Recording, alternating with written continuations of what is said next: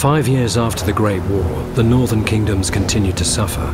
Rivers flowed red with elven blood, and life was cheaper than a fistful of coppers. The world needed a hero. They said he arrived on the wings of a storm to help the downtrodden. They said he'd gone mad and died. They called him the Sword of Destiny. They said he returned, for only evil can vanquish evil.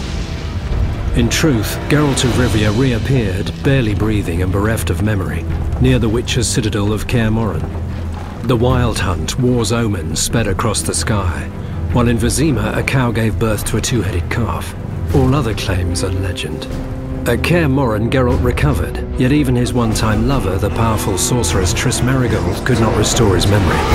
The calm would not last. Armed brigands led by the sorcerer Azar Javed and the professor, a killer for hire, attacked the citadel. Though bandit blood stained Kaer Morhen's walls, the attackers made off with their prize. The secrets of Witcher mutation, concealed for centuries, disappeared in a flash of magic. The Witchers set off on a search, as tradition ordained, to the four corners of the world. Geralt of Rivia went south to the Temerian capital of Vizima, where he'd once cured a princess of a curse. When the cat is away, King Foltest was nowhere in sight and Vizima was in turmoil. The Order of the Flaming Rose, Grand Master Jacques de Aldersberg at its head, pursued its crusade against non-humans. With whips and chains, swords and fire, the Order's ruthless steel-clad knights hunted all those they deemed strange for their ears or their stature. In Vizima, the Witcher picked up the bandits' trail. He learned they were members of Salamandra, a secret criminal guild. Brutal in their methods, they dealt in fisstech, murder, and extortion. Geralt didn't know these were means to a darker goal. As the Witcher hunted Salamandra, he was drawn into the conflict between the Scoia'tael rebels and the Order of the Flaming Rose. The two sides finally clashed in the swamp near Vizima. Knights of the Order and Scoia'tael fought a bloody battle, while Geralt faced Azar Javed and the Professor. The mage felled Geralt with powerful spells, leaving him as fodder for swamp monsters. Triss saved the Witcher's life. He recovered under her nurturing hand. She introduced him to powerful politicians and influential merchant guildsmen. The mood in the city was tense. Confined to ghettos, non-humans spoke openly of mutiny. There was no sign of the king. Geralt found allies for his struggle against Salamandra. The Witcher resumed his hunt.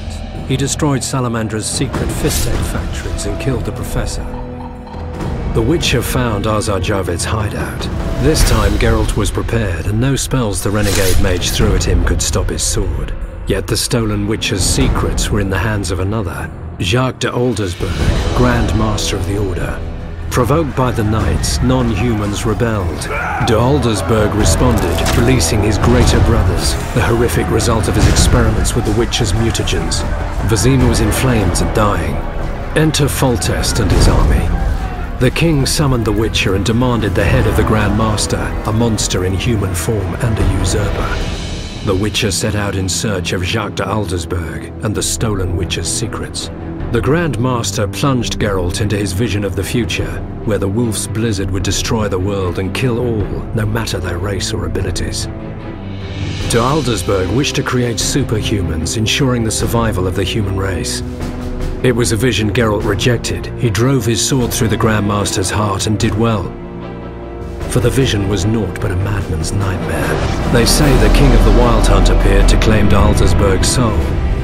They say the Grand Master was an evil man, for the Wild Hunt comes only for the filthiest and most vile. They say only evil can vanquish evil, but those are only legends. In truth, Geralt recovered the Witcher's secrets, and Vizima proclaimed him a hero. Yet life is no fairy tale. One story ends, another begins. As the king handed the Witcher his reward, an assassin attacked. His cat-like eyes and medallion were unmistakable, but that is another story.